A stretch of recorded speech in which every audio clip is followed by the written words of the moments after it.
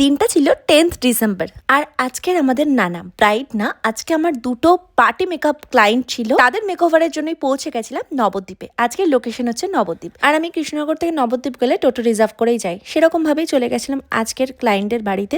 Actually ওদের ভ্যানুতে ছিল মেকওভারটা। আজকের প্রথম ক্লায়েন্ট ছিল আমার কাছে এটা, তো ওর বেস মেকআপটা কমপ্লিট হয়ে যাওয়ার পর ফুল লুকটা কমপ্লিট করে দিয়েছি। আমি বেসিক্যালি বাজেট অনুযায়ী কাজ করি, কারণ যে অনেক বেশি পেমেন্ট করছে বা অনেক টাকার একটা প্যাকেজ নিচ্ছে, তার মেকওভার অ্যান্ড বাজেট যারা একটু কম, মানে বাজেট ফ্রেন্ডলি মেকআপ চাইছে, তাদের লুক যদি সেম করে দিই তাহলে তো রীতিমতো আমার তাদেরকে ঠকানো হবে, তাই না?